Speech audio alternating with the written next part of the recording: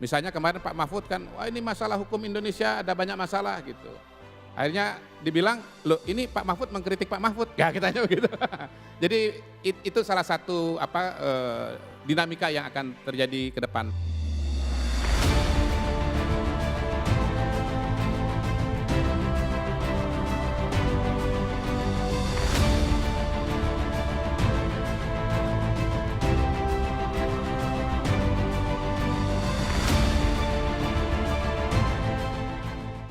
Kita akan segera memulai sesi terakhir hari ini yang tentunya akan dipandu oleh seorang moderator, the Chief Executive Officer B Universe.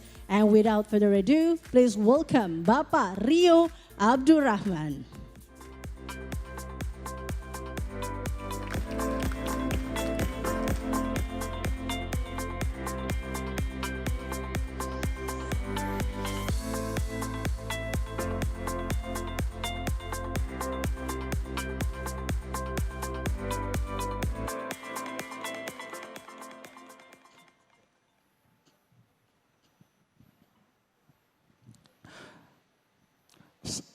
Assalamualaikum warahmatullahi wabarakatuh. Selamat sore Bapak Ibu sekalian. Terima kasih pada Bapak Ibu sekalian. Sore hari ini saya ingin mengundang para narasumber untuk bisa hadir ke atas panggung. Sebelumnya Bapak Ibu sekalian, kami ingin menyampaikan permohonan maaf karena tadinya sesi kali ini kita akan bicara tentang visi ekonomi dari kandidat bakal calon presiden, tapi karena situasi dan perubahan yang demikian sangat cepat perubahan akhir-akhir ini, ini hari terakhir pendaftaran, sehingga untuk terus tetap menjaga netralitas dari forum ini, sehingga kita memutuskan untuk mengganti topik atau tema, tapi tetap relevan pada substance dari keseluruhan rangkaian acara BNI Investor Summit 2023 pada kesempatan kali ini. Kita ingin memberikan political landscape, Indonesian political landscape buat Bapak Ibu sekalian, sehingga itu akan bisa menjadi referensi bagi Bapak Ibu sekalian, pelaku usaha, para pelaku ekonomi, dan juga para teman-teman akademisi dan mahasiswa. Kami mempersilakan langsung kepada dua narasumber kami, kepada Bapak Kodari, seorang pengamat politik, dan juga sekaligus Bapak Enggar Tiasto Lukita, tidak mewakili B Universe kali ini Bapak Ibu sekalian, tapi beliau adalah pelaku ekonomi, pengusaha yang punya pengalaman panjang di perjalanan politik bangsa ini. Kami persilakan.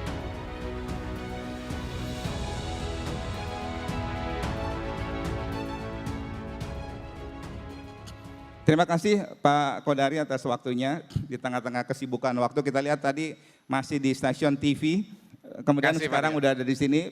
Pak Enggar juga terima kasih juga atas waktunya. Bapak Ibu sekalian, pertama yang perlu saya sampaikan, kami bertiga ini adalah sesama Oktoberfest, sama-sama Libra, kelahiran Libra. Jadi diharapkan simbolnya itu ada timbangan. Jadi diharapkan di forum ini kita akan bisa menjaga keseimbangan, kurang lebih begitu, terhadap keseluruhan informasi dan juga pandangan-pandangan politik. Nanti Pak Kodari akan bisa menceritakan tentang political landscape Indonesia di tengah banyak sekali pergerakan sana sini, di tengah tensi politik yang relatif tinggi. Apakah ini akan merefleksikan tensi politik itu sampai ke akar rumput atau tidak? Terus kemudian bagaimana kinerja pemerintah juga di tengah situasi politik yang menghangat belakangan ini. Pak Kodari kita harapkan akan bisa memberikan gambaran yang utuh kepada kita semua sehingga akan bisa menjadi referensi buat kita semua Bapak Ibu sekalian. Berikutnya nanti Pak Enggar Tiasto Lukita juga akan bisa memberikan gambaran kepada kita yang konteks dalam forum BNI Investor Daily 2023 kali ini. Pak Enggar adalah orang yang sudah menjadi saksi dari perjalanan politik Republik ini mengalami berbagai macam peristiwa dan momen-momen transisi yang mungkin akan bisa menjadi refleksi dan pelajaran buat kita semua dan akan bisa menumbuhkan confidence, percaya diri dan juga optimisme bagi kita semua, para pelaku usaha untuk terus menatap perjalanan bangsa ini ke depan. Silakan Pak Godari mungkin untuk mempersingkat waktu untuk bisa memberikan gambaran kepada kita semua tentang bagaimana sih situasi political landscape Indonesia kali ini. Silakan Pak. Tes. Assalamualaikum warahmatullahi wabarakatuh. Selamat sore Bapak Ibu sekalian.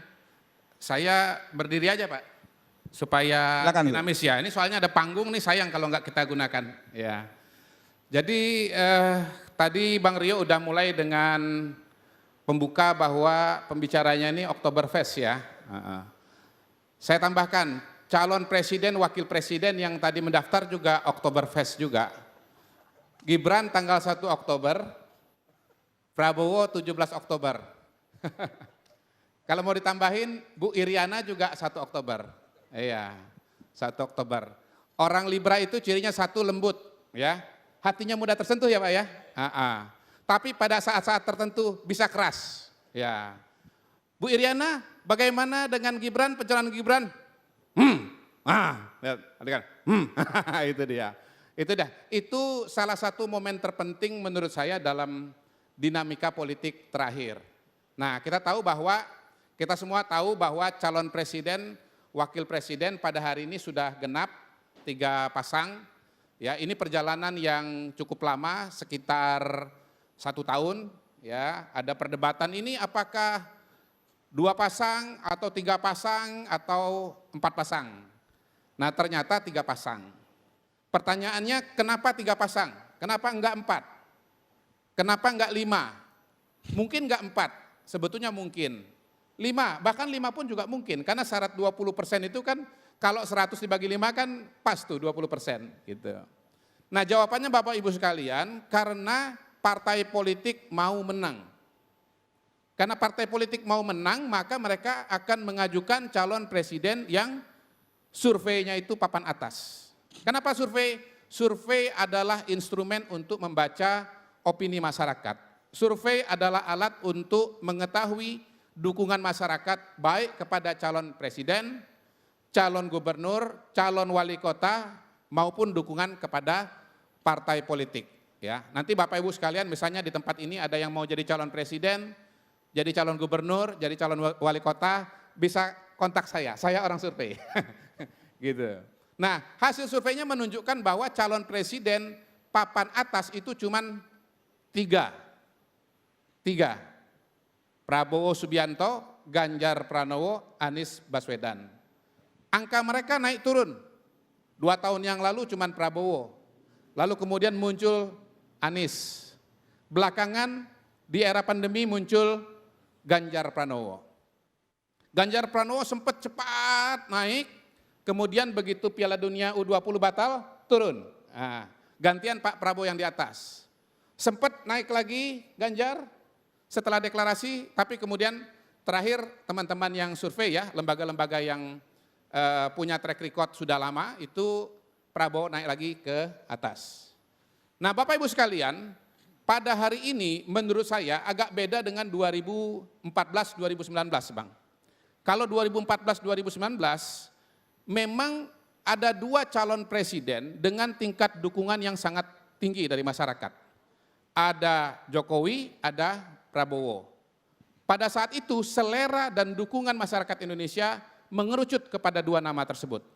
Sehingga akhirnya calon-calon yang lain itu tidak mendapatkan dukungan partai politik.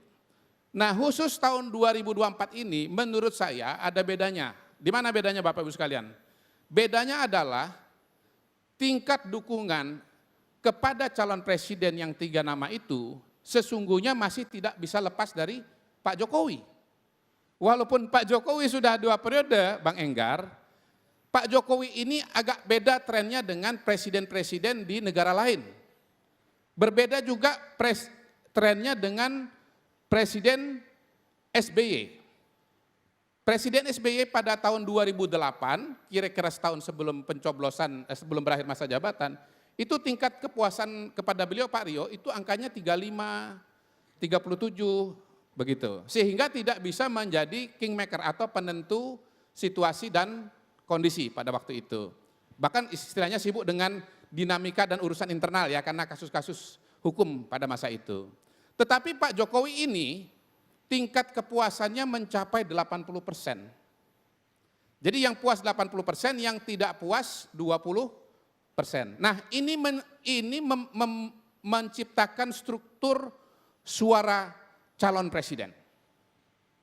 Yang isunya perubahan, yang positioningnya perubahan, sulit berkembang. Karena pasarnya cuma 20% saja yang tidak puas itu. Nah Pak Anies ini kalau dilihat tren surveinya mundur setahun yang lalu, sekarang justru menurun Pak Rio. Waktu deklarasi yang pertama bulan Oktober 2022, surveinya sempat 28%, 29%. Tidak lain dan tidak bukan karena waktu itu tingkat kepuasan kepada Pak Jokowi angkanya tidak setinggi sekarang. Nah ketika tren kepuasan kepada Pak Jokowi meningkat 80%, otomatis kolam suara bagi Anies Baswedan itu tinggal 20%. Itu sebabnya dalam beberapa waktu terakhir bagi Bapak Ibu sekalian kalau melihat tingkat kepuasannya, tingkat elektabilitasnya sekitar 20%. Nah yang 80% ini diperebutkan oleh dua kandidat yang sama-sama slogannya adalah keberlanjutan, yaitu Prabowo dan Ganjar Pranowo. Itu sebabnya sebelum pendaftaran dan seterusnya itu kita melihat selisih suaranya Prabowo dengan Ganjar itu nggak beda-beda jauh itu. 34, 35, 35, 34, itu nggak beda-beda jauh. Nah, kunci kemenangan menurut saya nih, kunci kemenangan Pilpres 2024 adalah siapa calon presiden yang dianggap paling identik dengan Pak Jokowi. Yang paling membawa aura dan pesan Pak Jokowi. Gitu. Nah Pak Jokowi selama ini kan memberikan kode-kode. Ya, jadi Pak Jokowi ini manusia kode, dan karena itu kita membutuhkan tafsir kode, ya kan? Itu. Jadi memang ini Solo asli ini. Kata, oh Solo itu nggak bisa langsung dibaca begitu saja, harus dibaca pelan-pelan. Nah Pak Enggar ini menurut saya karena beliau ini orang pasar itu pandai membaca tanda-tanda, gitu. Ketika ini kira-kira agak membahayakan, beliau cepat-cepat exit dari tempatnya yang lama. Itu dia.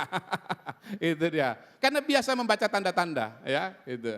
Jadi Pak Jokowi ini sering pakai tanda-tanda. Nah, pada hari ini kita sudah melihat pasangannya 3, ya, sudah daftar pertama Anies dengan Muhaimin, 2 Ganjar dengan Mahfud, 3 pada hari ini Prabowo dan Gibran. Nah, perjalanan ke depan menurut saya sih akan sangat menarik, Pak Rio ya. Resminya akan dimulai tanggal 14 November karena pada saat itu adalah masa kampanye. Hari-hari ini adalah proses pemeriksaan, pengecekan, syarat administrasi, syarat kesehatan, dan seterusnya. Coblosan nanti pada tanggal 14 Februari tahun depan. Ya, hari kasih sayang ya. Mudah-mudahan nanti tanggal 14 betul-betul penuh kasih sayang ya. Jangan sampai tanggal 14 hari Valentine tapi rame gitu kira-kira. Nah itu untuk calon presiden. Untuk partai politik ya karena bulan Februari itu kita akan mencoblos juga partai politik dan anggota DPR, anggota DPRD provinsi, anggota DPRD kabupaten kota dan anggota DPD. Sampai hari ini dari berapa? 16 ya partai politik ya baik partai lama maupun partai baru. Baik yang ada di parlemen DPR RI maupun yang di luar DPR RI, sampai hari ini trennya yang nomor 1 adalah PDI Perjuangan. Nomor 2 suaranya adalah Partai Gerindra.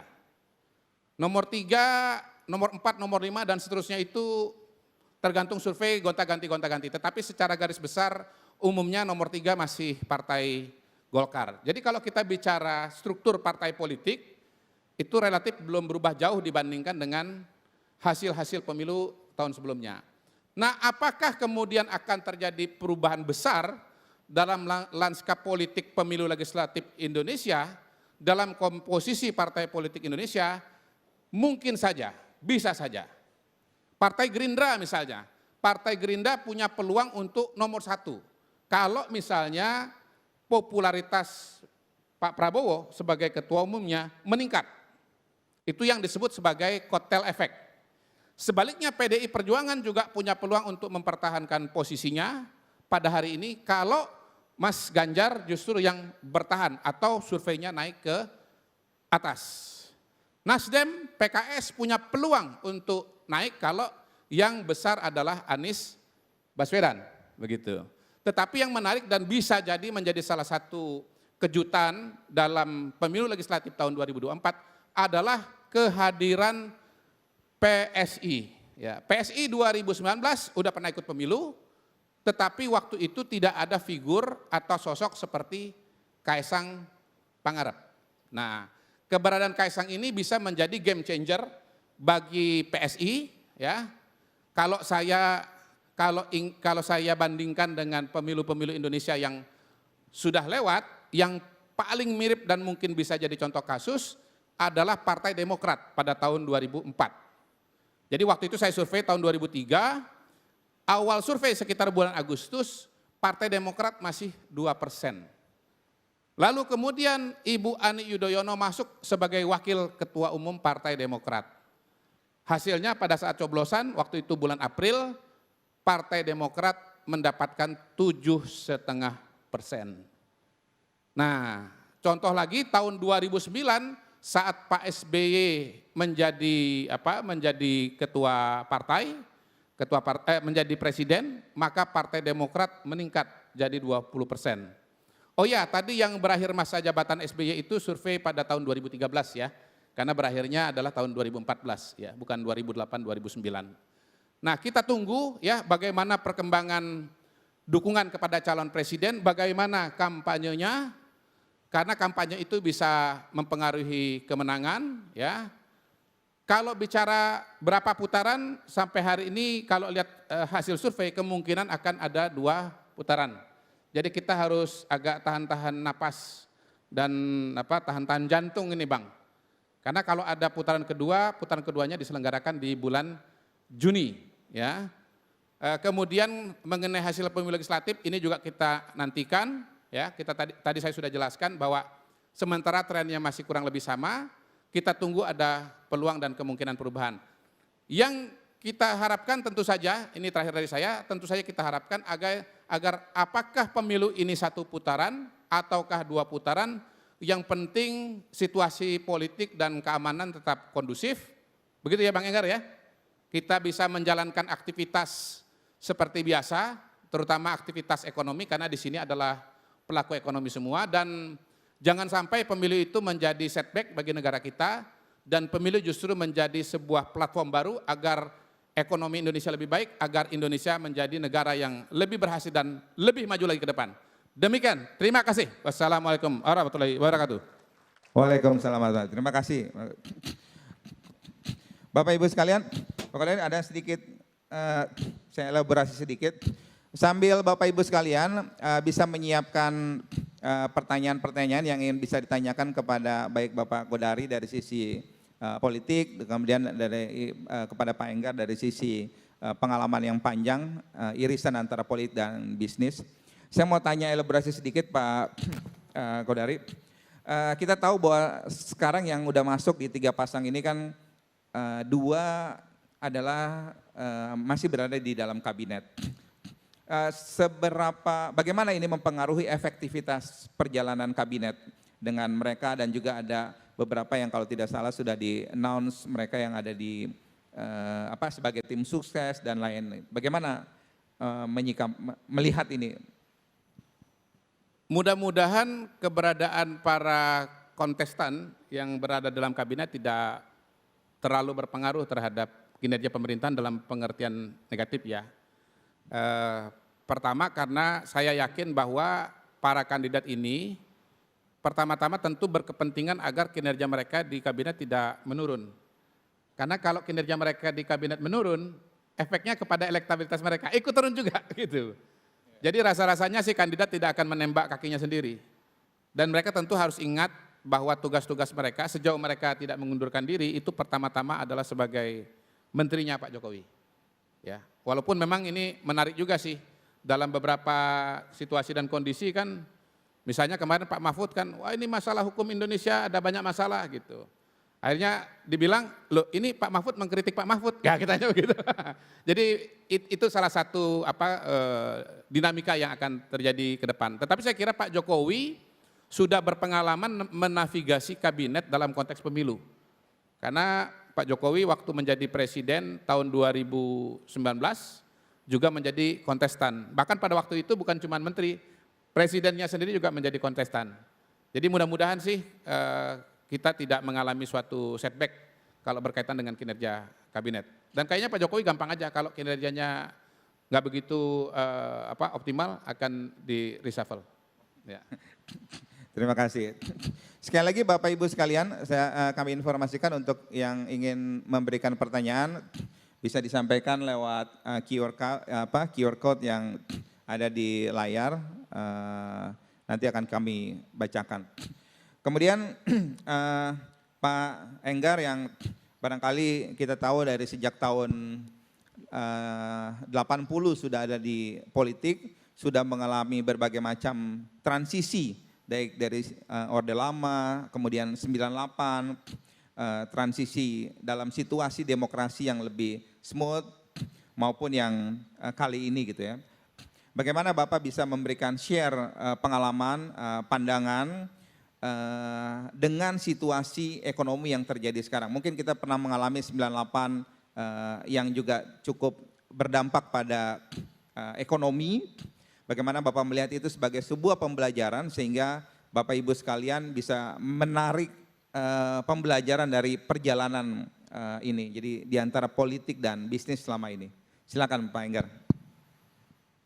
Saya tadinya mau duduk tapi karena Pak Kodari berdiri saya harus ini. Pak Rio, Pak Kodari, Ibu Bapak dan Saudara sekalian. Saya harus memperkenalkan dulu Pak Kodari ini. Dari Indobarometer yang pada waktu saya bertugas di partai saya yang terakhir ini, dalam menentukan siapa calon untuk bupati, wali kota atau gubernur, kami hanya bersandar kepada tiga lembaga survei yang kita bisa percaya. Salah satunya adalah Indobarometer. Dan lebih dari 95% hasil itu tepat, sehingga sebagai partai baru kita bisa mendapatkan kepala daerah yang cukup besar, yang banyak sekali. Nah, saudara sekalian, saya mau flashback sebentar, yang tadi dimintakan oleh Pak Rio, antara korelasi antara ekonomi dan politik. Kekuasaan bisa tumbang karena ekonomi. Di sisi lain, perubahan politik juga mempengaruhi dari perjalanan ekonomi. Kita mulai dari tahun 66. Pada tahun 66, inflasi mencapai 650%. Kita ngantri beras bagi yang tentu barangkali hanya dengar cerita saja pada waktu yang lalu, ngantri bulgur, ngantri minyak dan sebagainya, tidak sulit untuk mendorong terjadi perubahan kekuasaan pada saat itu. Itulah secara garis besar di luar masalah-masalah yang lain, G30S dan sebagainya, tetapi saya hanya mau lihat menyoroti dari itu. Kemudian saudara sekalian, saya kebetulan menjadi anggota partai politik dari tahun 78. Berpolitik dari tahun 70, kemudian menjadi anggota partai 78, dan sejak 82 secara konsisten kampanye tapi hanya sekedar kampanye. Baru tahun 97-99 menjadi anggota MPR RI utusan daerah. Proses itu pada tahun 97, 98 dan 97, 98 ada persoalan ekonomi juga terjadi. Dan kemudian transisi untuk menuju demokrasi, ada eskalasi yang dipersiapkan dalam teori politik di lapangan. 1, 2, 3, kami tiga-tiganya mantan demonstran, dalam era yang berbeda. Harus ada peningkatan dulu, baru kemudian bisa terjadi sesuatu yang luar biasa. Kalau hanya sporadis di sana sini, saya masih meyakini bahwa itu aman. Ini nanti kenapa saya harus sampaikan bahwa, atau saya ingin meyakinkan 2024 itu tidak usah terlalu dikhawatirkan. Hanya tinggal 4 bulan kampanye ini. Nah, kemudian pada tahun 99 melalui pemilihan umum, periode itu saya mulai menjadi anggota DPR 3 periode, dan disitulah saudara, catatan ini saya ingin sampaikan, setiap pemilu rakyat senang. Makanya mau ada terjadi perubahan agar pilkada dilakukan kembali diputuskan di Dewan, maka selain pengamat ekonomi yang menolak, pengamat politik menolak, lembaga survei, tetapi rakyat juga menolak. Karena uang beredar itu besar. Tidak ada satupun yang tidak menyelenggarakan atau tidak kampanye gratis. Minimal adalah mengumpulkan massa, cetak kaos, cetak plakat, dan cetak alat-alat peraga dan sebagainya. Itu membutuhkan dana dan terjadilah perputaran ekonomi dari mulai daerah sampai dengan nasional. Kemudian keterkaitannya saudara sekalian, pada waktu yang terjadi 97-98 adalah dolar sampai dengan 16.000. Itu yang kemudian terjadi goncangan yang memudahkan untuk terjadi eskalasi politik. Nah, kaitannya sekarang adalah bagaimana dalam kondisi sekarang. Kita rasakan, kita dengar dari berbagai lembaga internasional dan dari berbagai kajian, dan termasuk kemarin yang menyampaikan bahwa fondasi ekonomi kita sangat kuat. Salah satu yang terbaik di dunia. Apakah masyarakat yang sudah menikmati, yang sedang menikmati kesejahteraannya mudah diprovokasi? Saya berdasarkan pengalaman tidak. Tidak mudah kalau dikatakan sulit. Sebab orang akan mengatakan buat apa. Tetapi pada saat dia kelaparan, maka itu akan mudah untuk menggerakkan massa dan kemudian terjadilah situasi yang chaos.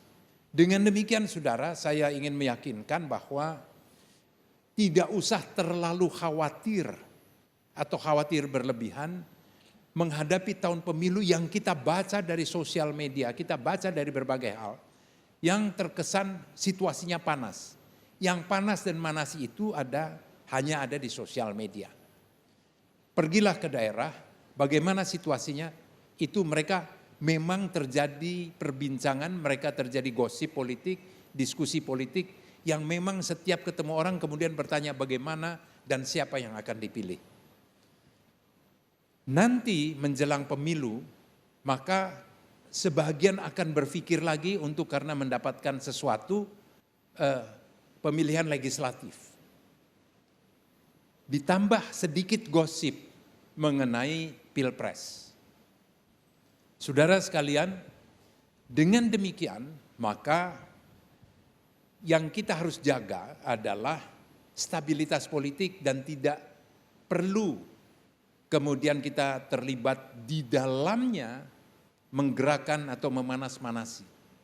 Karena yang dikhawatirkan adalah akibat dampak global seperti yang kemarin digambarkan itu, yang kemudian bisa membuat sedikit berat dari sisi APBN, dari sisi kebijakan moneter. Apakah kita mungkin seperti pada waktu yang lalu? Saya meyakini tidak.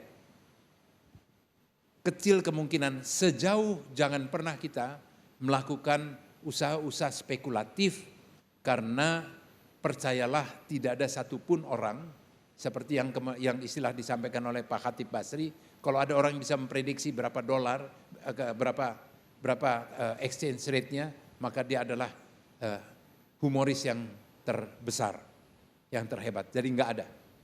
Bahwa ada kenaikan exchange rate atau melemahnya rupiah kepada dolar, itu adalah dampak dari ekonomi global.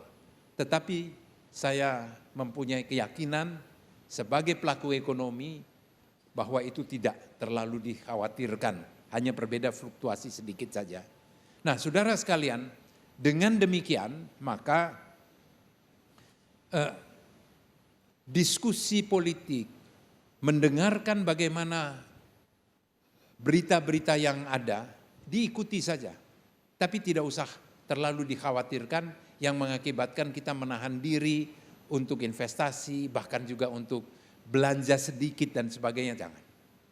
Yakinlah, ini akan teratasi dan saya berdasarkan pengalaman saya sebagai pembantu presiden, beliau mempunyai leadership yang sangat kuat pengendalian ini dan pasti akan dikendalikan mengenai masalah ekonomi.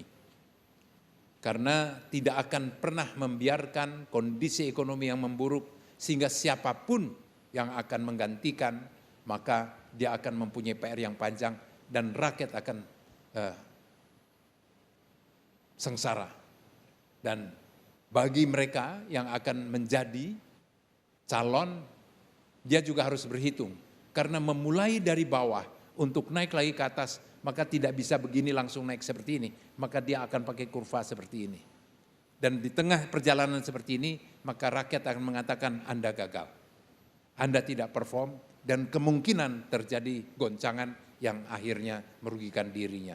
Jadi tidak usah ada kekhawatiran, kita manfaatkan ini, lihat perjalanannya sebagai pesta demokrasi.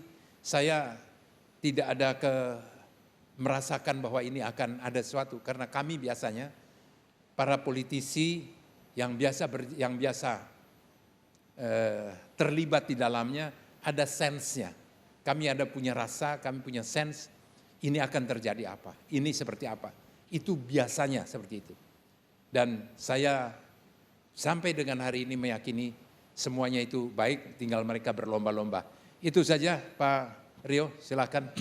Terima kasih Bisa di sini. Pak Enggar. Jadi Bapak Ibu sekalian, Indonesia ini, bangsa kita ini udah melewati perjalanan yang bahkan yang paling buruk dalam kondisi perjalanan politik, tapi kita bisa melewati berbagai macam badai dalam perjalanan republik ini.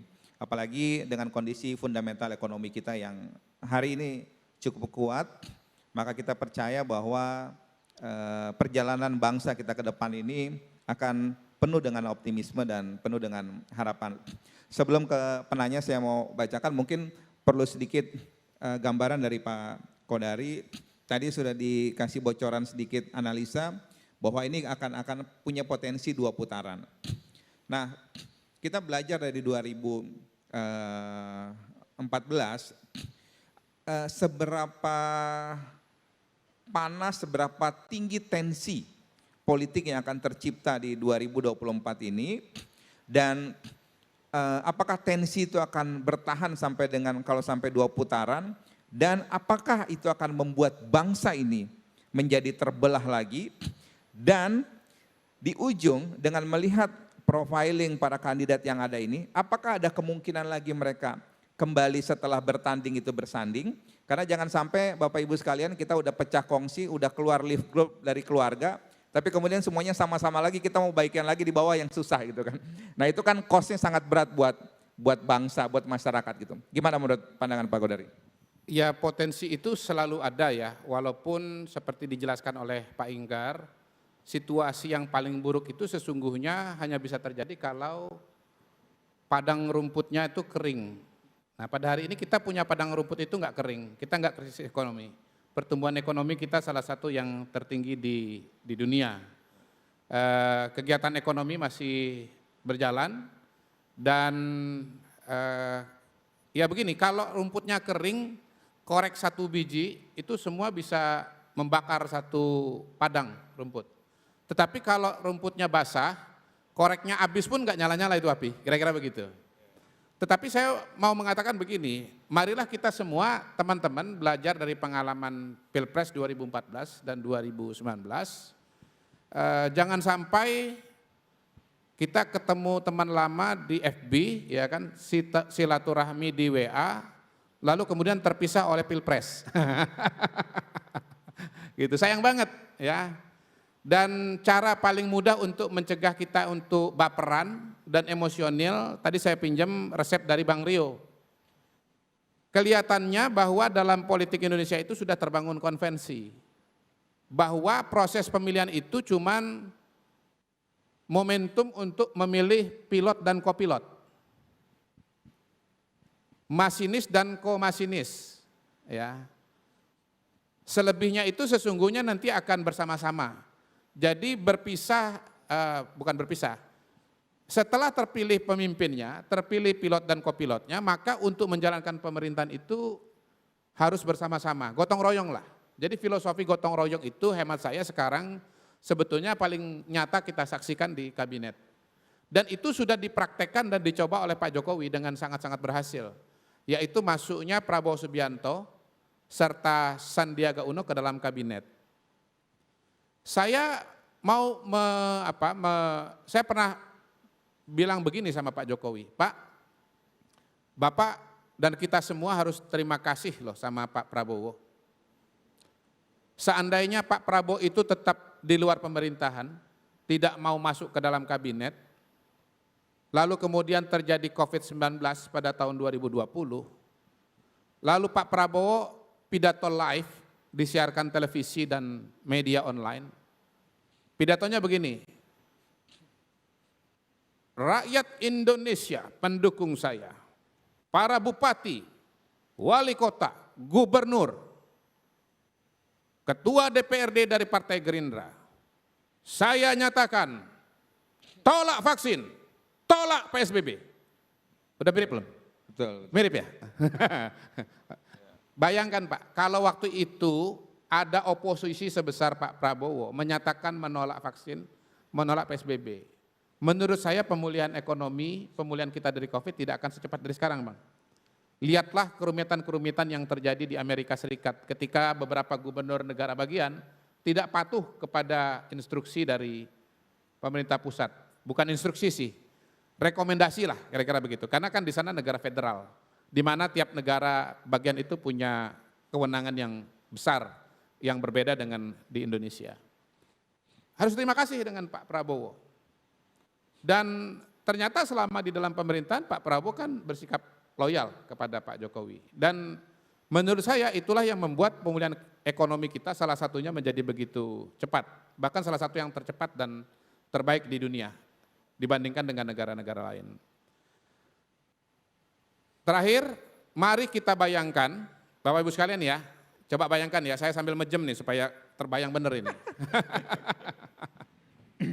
Kalau yang menang Prabowo Gibran, Menteri Dalam Negerinya Ganjar Pranowo, Menko Polhukamnya masih Pak Mahfud, Menteri Pendidikannya kembali Pak Anies Rashid Baswedan, dan Muhaimin Iskandar Menko Kesra.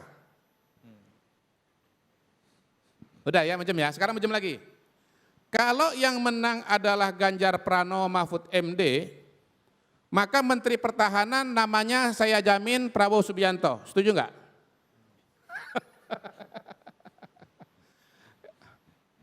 Menteri Pemuda Olahraga atau misalnya Menteri apa ya kira-kira Mas Gibran itu ya? Menteri apa? Industri kreatif. Industri kreatif. Gibran Raka Buming Raka. Supaya nggak mikir terlalu banyak, Menteri Pendidikan tetap Pak Anies dan Menko Kesra tetap Muhaimin Iskandar. Dah ya, macam lagi kita. Kalau yang menang Anies Baswedan sama Muhaimin, Menteri Pertahanan adalah Prabowo Subianto, Menteri Ekonomi Kreatif adalah Gibran Raka Buming Raka, ya, Menteri Dalam Negeri Ganjar Pranowo dan Menko Polhukam Mahfud MD. Ngapain Bapak Ibu sekalian berantem? Udah itu aja cukup, makasih. Terima kasih. Luar biasa. Tadi Pak Kodari ingin menyampaikan mau yang pertama, mau yang kedua, mau yang ketiga, nilainya sama, martabatnya sama, sama-sama ingin Indonesia itu bisa maju ke depan kan. Indonesia maju nih luar biasa. Jadi kalau di Amerika praktek politik ini namanya team of rivals. Pernah dilakukan oleh Abraham Lincoln. Kalau tidak salah ya. Jadi lawan politik dia beberapa calon presiden, wakil presiden semuanya masuk ke dalam kabinet. Sampai ada istilahnya team of rivals. Dan hemat saya di luar Amerika konsep team of rivals itu paling mungkin terjadi di Indonesia 2024. Kasih. Baik. Nah, saya akan coba menanyakan membacakan pertanyaan dari teman-teman dari partisipan. Ini sekaligus karena Pak Kodari sudah malang melintang di dunia penelitian dan juga survei. Sekaligus juga ini menjawab juga orang-orang yang meragukan. Ini ada pertanyaan dari Atrista Larasati, apakah tidak ada kolerasi antara banyaknya jumlah partisipan penonton, pengunjung ketika capres atau cawapres melakukan kunjungan dengan popularitas?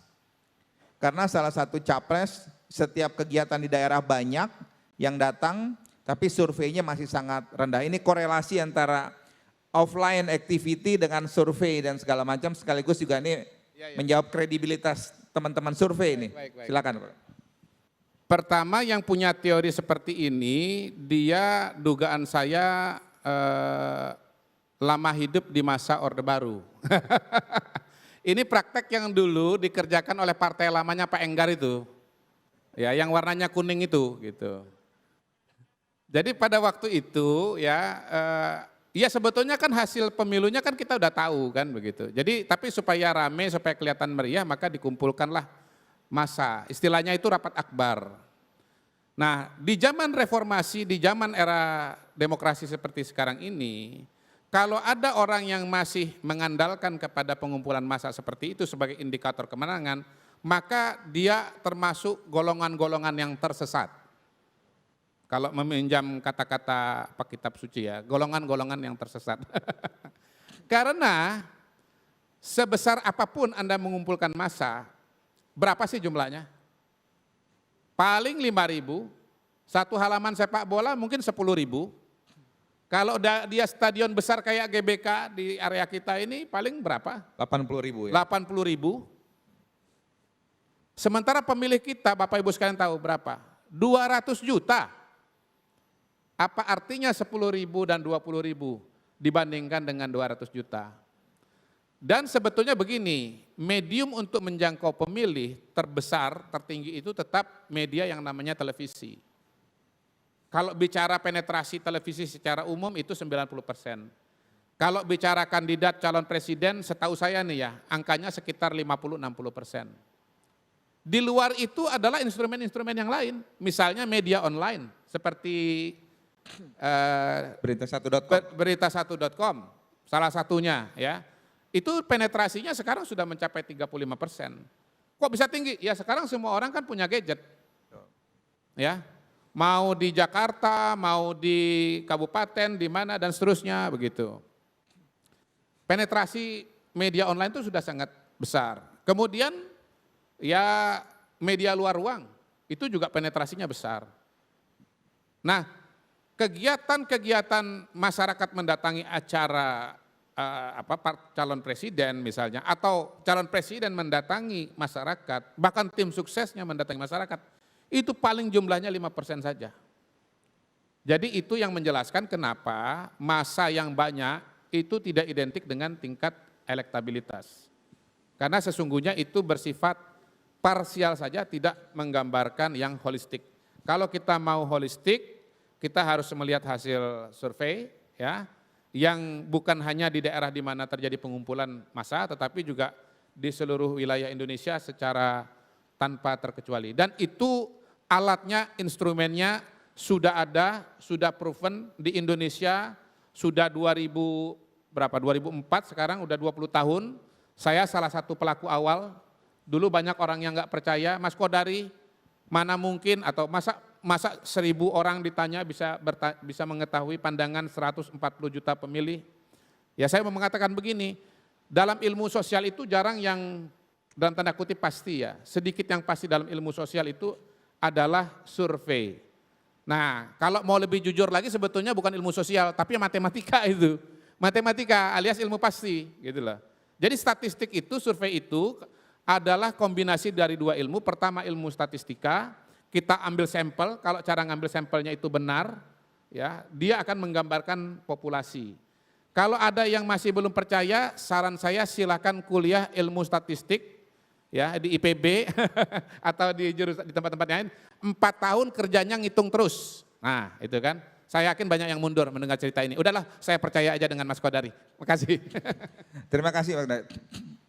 Nah sekalian juga mungkin Bapak-Bapak, ada sekali lagi nih pertanyaan buat Pak Kodari. Mungkin memperkuat yang tadi, kalau yang di lapangan, yang orang-orang yang kita lihat di lapangan itu pakai perasaan, tapi orang-orang yang kita lihat dalam survei itu pakai pikiran. Karena survei itu mungkin saintifik gitu ya Pak. Untuk bisa mengetes satu gelas itu manis atau tidak, cukup diaduk, diambil 1 sendok. Nggak perlu diminum 1 gelas. Kurang lebih itu penjelasan saintifiknya lah, kurang lebih begitu ya Pak Kodari. Nah ini ada pertanyaan dari partisipan, ini justru nanti pasca dari pemilu oleh Kenrick Bartomeus Immanuel. Jika Prabowo menjadi presiden 2024 namun partai PDIP tetap menjadi partai penguasa di legislatif, apakah tidak menjadi tekanan bagi partai Gerindra di legislatif? Nah ini mungkin berlaku juga vice versa. Kalau salah satu juga yang menang, bagaimana efektivitas pemerintahan di tengah dominasi dari partai yang berbeda gitu? Ya, tergantung nanti dari skill politik dari presiden petahana. Ya, ada 2 situasi pemerintahan sebagai hasil pemilu. Kalau di Amerika dalam literatur ilmu politik itu istilahnya yang pertama kalau eksekutif dan legislatifnya itu sama partai yang menang. Itu namanya unified government. Kalau presiden dengan parlemen itu pemenangnya dari partai berbeda, itu namanya divided government. Tentu saja potensi untuk terjadinya ketegangan, ya, bahkan sampai kalau di Amerika itu government shutdown, kan gitu kan? Itu bisa terjadi. Kalau di Indonesia kan tidak akan terjadi government shutdown, karena kalau DPR, parlemen menolak sebuah rancangan APBN, maka APBN tahun sebelumnya yang dipakai. Begitu ya Bang Enggar ya? APBD provinsi kita juga begitu, kalau ditolak pakai APBD tahun lalu. Jadi pemerintahan tetap bisa berjalan, cuman asumsi-asumsi tahun lalu tentu berbeda dengan kondisi sekarang. Akibatnya nanti ya pertumbuhan ekonomi, ya perkembangan pendidikan, kesehatan dan yang lain-lain tidak sesuai dengan kondisi terbaru. Itu aja konsekuensinya. Jadi kita ini lebih baik dibandingkan Amerika dalam konteks bahwa kita sudah punya mekanisme untuk mencegah adanya government shutdown gitu. Jadi menurut saya semuanya kembali kepada skill presiden yang berkuasa, dan kita sudah punya pengalaman dengan 2 jenis pemerintahan ini, baik unified maupun divided government. Pak SBY periode pertama sebagai presiden itu kan awalnya kan partainya cuma 8%. Partai pemenang legislatif di DPR adalah partai Golkar waktu itu. Pak SBY punya jurus dengan mengajak mayoritas partai politik 70%, ya 80% ke dalam pemerintahan. Sehingga akhirnya walaupun partai dia pribadi itu cuma 8%, 10%, tetapi overall penguasaan partai politik di parlemen itu bisa mencapai 70% sampai 80%, alias mayoritas. Nah tahun 2009 sampai 2014 unified government, karena pemenang pemilu legislatif dengan pemilu presiden itu partainya sama, Demokrat. Nah Pak Jokowi tahun 2014 dan 2019 ya cukup beruntung karena pemerintahannya partainya sama gitu. Ya itu unified government gitu. Tetapi bukan berarti kemudian karena Pak Jokowi ini bukan ketua umum partai, semua kebijakan Pak Jokowi itu disetujui oleh, saya nggak sebut nama ya, inisial aja ya, PDIP, saya nggak sebut nama ya, inisial. Iya, nggak semua kebijakan Pak Jokowi disetujui oleh PDIP. Ada pilihan-pilihan menteri yang tidak disetujui misalnya. Di awal tahun 2014 ada calon menteri yang batal. Namanya Marwarar Sirait, kan begitu. Ada kebijakan-kebijakan yang kemudian ya ada yang di depan bisa berbeda, ada juga yang di belakang nggak kelihatan berbeda gitu. Ada seorang menteri BUMN, saya tidak sebut nama kementeriannya, singkatan BUMN. Ya. Singkatan, Nggak, inisial. singkatan lagi. Itu nggak bisa datang ke parlemen, nggak bisa datang ke DPR, sehingga harus selalu diwakili oleh seorang menteri yang lain. Namanya singkatan ANI. SRI ANI. Singkatan juga gitu. Jadi menarik bahwa unified government juga belum tentu bisa selalu sejalan gitu. Jadi oposisi itu ternyata bisa datang dari luar, tapi bisa juga datang dari dalam.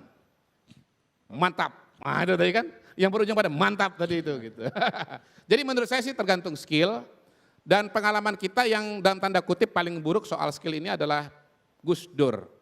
Gus Dur tahun 99 2001 itu kan akhirnya berhenti di tengah jalan, selain karena konstitusinya itu belum dikunci untuk bisa memastikan masa jabatan presiden 5 tahun, ya, dan sulit untuk dalam tanda kutip dijatuhkan atau diimpeach. Memang Gus Dur sendiri, Pak Abdurrahman Wahid pada waktu itu kan memang membangun konfrontasi dengan berbagai macam partai politik, begitu ya, dipecat, diberhentikan, sehingga akhirnya kemudian terjadi perlawanan dari parlemen. Nah, di antara calon presiden yang ada pada hari ini, saya melihat kayaknya nggak ada yang akan berkonfrontasi dengan parlemen seperti zamannya Gus Dur. Mau itu Mas Ganjar, mau itu Pak Anies, mau itu Pak Prabowo, rasanya tidak akan sampai menimbulkan ketegangan yang berlebihan. Apalagi kalau seperti saya bilang tadi, akhirnya semua calon presiden yang belum berhasil masuk ke dalam kabinet. Jadi akhirnya nanti ya pemerintahan kita adalah pemerintahan rekonsiliasi, gitu. Baik, terima kasih Pak Badari. Jadi pengalaman kita masyarakat kita senang bertempur, tapi setelah bertempur biasanya suka guyup. Mungkin kita sedikit lagi, 5 menit lagi kita ya sekaligus closing Pak Enggar. Jadi banyak yang khawatir nih pilpres akan panas. Menurut Pak Enggar yang mengalami perjalanan ini kira-kira bagaimana ini dari Arini S, kekhawatiran tentang pilpres kali ini Pak? Ya, sedikit saya mau menambahkan, tidak ada satupun partai politik yang bercita-cita menjadi oposisi. Saya siap menjadi oposisi, enggak ada. Karena menjadi oposisi itu melelahkan. Jadi seperti yang tadi Pak Kodari sampaikan, sekarang seandainya Pak Prabowo dengan 44% dukungan koalisinya, maka dia hanya akan tinggal mengambil 1-2 partai lagi, dan percayalah partai-partai lain tadi akan ikut serta. Demikian juga kalau Pak Ganjar, ini enggak ada yang siap. Kalau seandainya siapa yang menang, maka saya menjadi oposisi, enggak ada. Capek, dan itu pengalaman yang ada. Yang kedua, tadi seperti yang saya tadi sampaikan, apakah akan panas? Panas hanya di berita. Masa kampanye maksimal adalah 4 bulan, 3,5 bulan, dan kemudian ada jadwalnya. Itu yang pertama. Yang kedua, kampanye dengan mempergunakan politik identitas untuk mendapatkan suara, itu sudah tidak laku lagi. Tokoh-tokohnya juga sudah banyak dikandangin. Sehingga isu ini untuk kemudian didorong menjadi hal seperti itu, rasanya saya meyakini tidak. Dan gesekan untuk konflik sosial, konflik massa yang terjadi, kecil sekali kemungkinannya, karena itu sudah ditata dengan baik. Yang pasti 2024 akan lebih tenang dibandingkan 2019 yang lalu. Jadi tidak usah buru-buru beli tiket untuk ke luar negeri, pakailah hak pilihnya karena Anda akan menentukan siapa calon yang terbaik dari yang ada. Itu yang bisa kami sampaikan. Terima kasih. Demikian Bapak Ibu sekalian, karena Pak Kodari ada acara yang berikutnya dengan Pak Enggar. Kita tidak akan membuat kesimpulan, Bapak Ibu silakan yang akan menarik kesimpulan, tapi dari semuanya kita percaya bahwa transisi ini akan terus memberikan optimisme karena fundamental ekonomi kita baik. Kita pernah mengalami hal-hal yang paling krusial dalam perjalanan Republik, tapi kita bisa melewatinya. Kita juga punya pengalaman bagaimana kontestasi yang sengit tapi akhirnya kita bersanding. Jadi keseluruhan transisi politik ini pasti akan memberikan keberlangsungan, akan memberikan pertumbuhan ekonomi yang tetap optimis. Demikian Pak Kodari, terima kasih. Pak Enggar Tias Tolu kita terima kasih. Bapak Ibu sekalian terima kasih. Assalamualaikum warahmatullahi wabarakatuh. Saya akhiri.